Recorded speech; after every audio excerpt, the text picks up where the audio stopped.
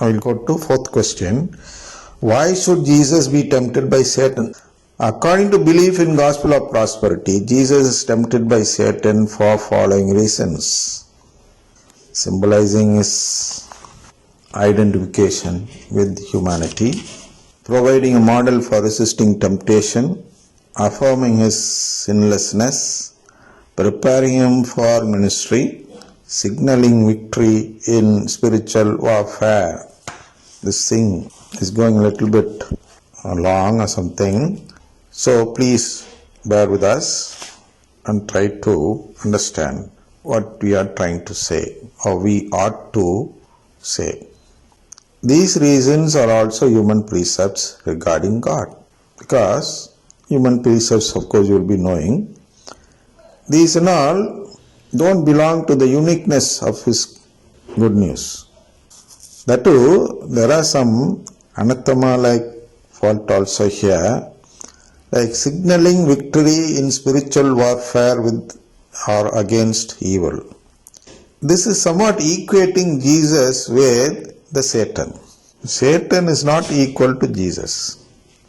He cannot come and tempt, or he cannot come and consider Jesus as an equal opponent. Satan was created by Jesus. How can a creator go and fight with the creature which he created? It's not fair. But these people, they bring down the status of Jesus and say that he struggled to fight with devil. This is not something which cannot be accepted. If at all you consider Jesus as a God.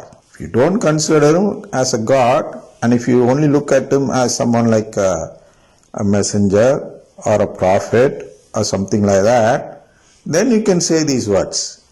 Then it's not an offense.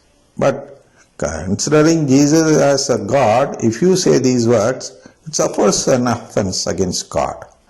And anathema may also sit. These reasons are also human precepts regarding God. For the believers of the Gospel of Prosperity, there is no dire need for Jesus to become human. See, what will happen if you believe in this? These are not these things which they say can also be done by someone else. A model for resisting temptation. He can send someone else to be a model for resisting temptation. The other one whom he sends can also affirm that he is sinless. The other one can be prepared for a ministry which God plans to give.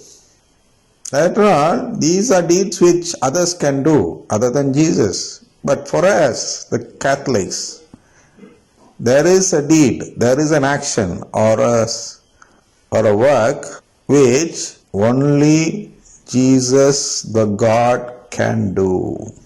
So there is a dire need for us, for there he becomes human just to identify with human experience, to understand the struggle, to establish connection between Jesus and humanity, etc.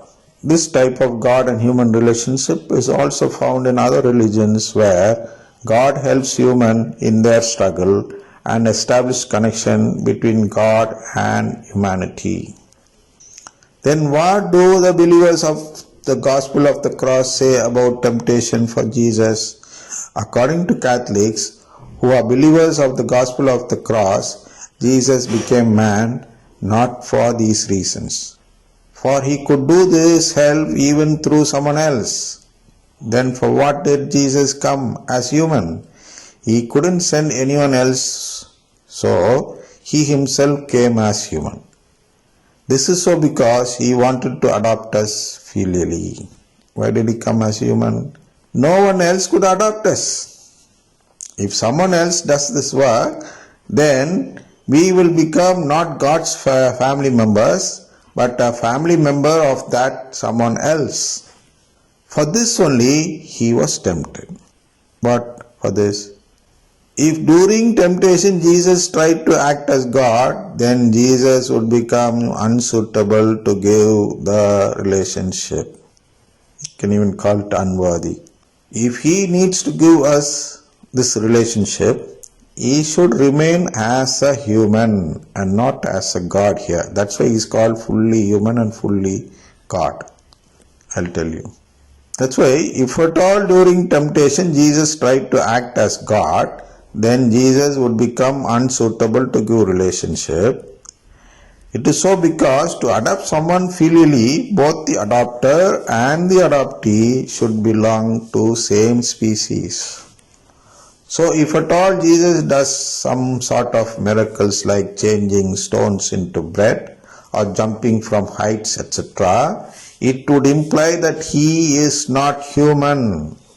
Therefore, it has to be proven by temptation that he is fully human to gain the right and suitability to adopt us, and that he should be fully God to transcend us to be gods, so as to induct us into God's family. See, this is where you should be very attentive and careful in learning. Therefore, it has to be proven by temptation. Why did he go for this temptation? Why did he accept this temptation and go to the wilderness?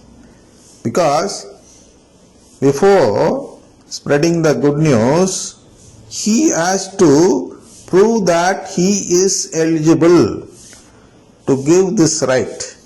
Without proving that, if he goes and preaches and later on fails in the temptation, then it would become a false promise or a false gospel. He has to prove what he promises. Therefore, it has to be proven by temptation that he is fully human. If he proves this, then he will gain the right and the eligibility to adopt us. And not only that, after gaining this right and after adopting us, what he will do? He is going to transcend us to be gods. For that, he should be fully God also. Then only, once he adopts us as human, we also become God, a God's child, and get inducted into God's family. Now we'll see the fifth question. Which spirit drove Jesus into wilderness and why? Since Jesus had to prove himself as human being, his own spirit drove him to wilderness. It is not the devil or some evil spirit. He himself wanted to prove that he is a human, so he went for the test and asked Satan to test him. Come and test if you want, he said. And Satan came and asked Jesus to convert stones into bread. He refused. Jesus refused, because if he does that miracle, then Satan will prove that Jesus did not remain in this world as a human but as a God. Then that also Jesus passed. And the next temptation, of course, all of you know, he took Jesus to a height, a cliff, or on top of the tower of the temple, and asked him to jump from there to prove that he is Son of God. If he had done that, then also he would have proved that he is not human but God. Then he would have lost that right to adopt us. There also Jesus chased away the Satan or the evil thought that came to him.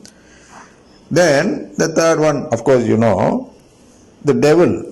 What is the devil? Devil is the spirit of the flesh. The spirit that sets our mind on the flesh. That's a spirit, that's a devil. The flesh includes the mammon, prosperity, in other words. This prosperity is what devil promises to Jesus, that if he surrenders to the devil, he will give the whole world as a prosperity gift.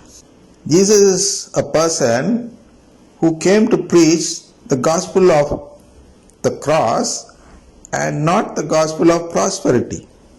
So, if he himself accepts the gift of prosperity from the devil, then he will not become eligible to preach this gospel of the cross. So there also he chases the Satan away. So he went voluntarily to get tempted. Then the sixth question. What is meant by angels waiting on him?